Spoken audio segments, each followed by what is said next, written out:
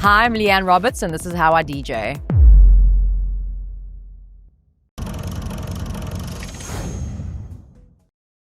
I was in Johannesburg, and I was going to a radio show for like an interview, and they had decks there, and they were showing me. It was like very fast, but I mean, that was like the first time. I actually ended up going to Soul Candy, which is a school like in Cape Town. Then I ended up having my own show on Mother FM. So I had a radio show. I wasn't DJing, but I was obviously setting up the playlists, and it was like minimal tech back then, you know. Okay, so I use 4 CDJs. Today I'm going to be using the 3000Xs, the new ones, and the Pioneer V10, which I've just moved to. The reason for my change is I was using the Zone for most of my career, but I've just transitioned to the V10 because, I don't know, for me it's been very interesting and I've been intrigued. Also, I use the RMX. I've been using it with the Zone, and I found every time I would get to the show, the connection was always wrong, so it would sound really bad. And I always love using the X-Pad because I like using the snare or the clap before, during a breakdown for a big build-up to create more energy. So I made the decision actually during summer. So I started testing it out, and now I'm starting with the V10, which I'm very excited for. Living in South Africa, we weren't blessed with so many internationals back then, but Sasha and John Digweed was huge inspirations. I mean, Sven Vath. I really did like the drum code sound. I mean, that's how I started. The Detroit techno as well. Some of my old mixes, I think those sounds are quite prominent.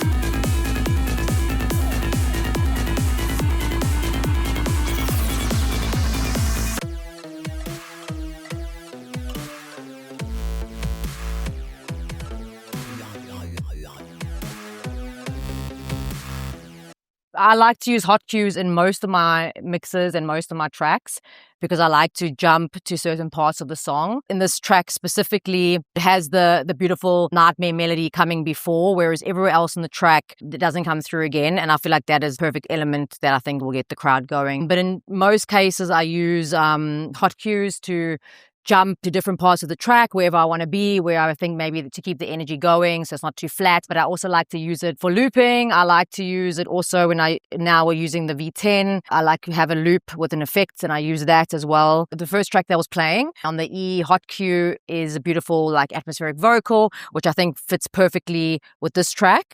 And instead of obviously using a loop, I have just set the hot cue just so I can actually physically touch it. And then with this track, I let it play, and I have a memory set to where I need to jump to the beginning. So I know when it plays out to this specific memory, I need to push the A hot cue, and then it jumps back to the beginning because I feel like this part is the main part of the track. Preparing, usually I obviously listen to demos weekly. I do a lot of research myself. I go digging. This year I've worked so hard. I've made so much music that I have been playing a lot of my own music. I also have like so many folders. I save a lot of folders. I always take many different folders to the shows. I have friends that maybe take only like a certain amount of music for the show. But for me, like I feel I will be limited because when I'm at the show, I'm in the moment, in the vibe. Let's say I'm playing a track and I'm like, no, I need to play this track, and I'll be like, it's in this. I might not even remember the name, but I'll know it's in that folder. So I do a lot of that, and then obviously the setting the cues and the loops and the memories. That's part of the preparation. I guess listening to music is also listening to music, different genres, getting inspiration for making music. I mean, that's all part of preparation as well. So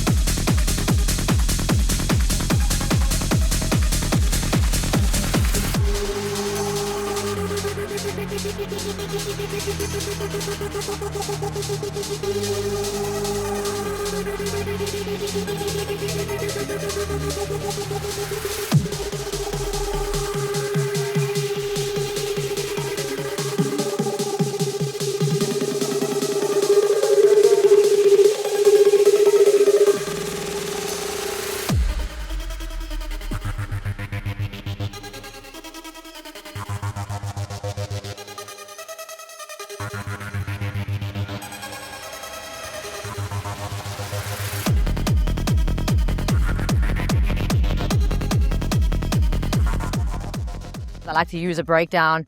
So first of all, the hot cue is obviously to jump to the breakdown, like I mentioned earlier. But sometimes if I'm playing 2 tracks and I want to bring in this track sooner, I use the breakdown. I jump to a specific part in the breakdown with the hot cues, and I jump to a breakdown here, and I mix in the breakdown. Usually I make sure that everything's in time, it's the right sound, the right melodies, and nothing is clashing. So that was actually like a perfect example. Maybe a couple of years ago, I would have a different answer, but long sets. Oh my gosh. Like, I mean, if I have an hour set, I'm like, no, longer sets for sure. I think my favorite is probably around 3 hours minimum. I can bring my weirdest stuff out. You can just do whatever you want. You can play like anything in any way. I feel like it's more intellectual for me when I play a longer set for sure.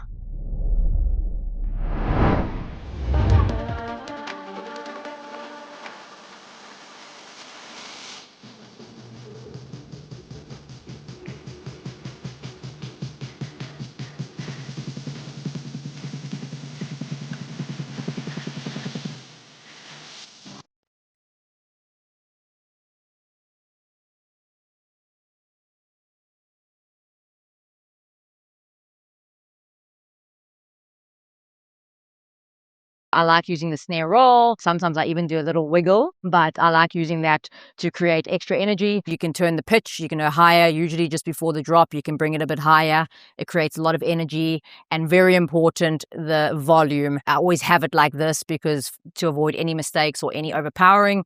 There has been times where it has been overpowering, and I mean, like, we all make mistakes. Like, I do feel some of the tracks that I produce as well, the breakdowns are there's no energy really. So I feel like you need to add an extra bit. And for me, the RMX is perfect for that. I still feel like this has something unique to bring to the table and something a bit extra.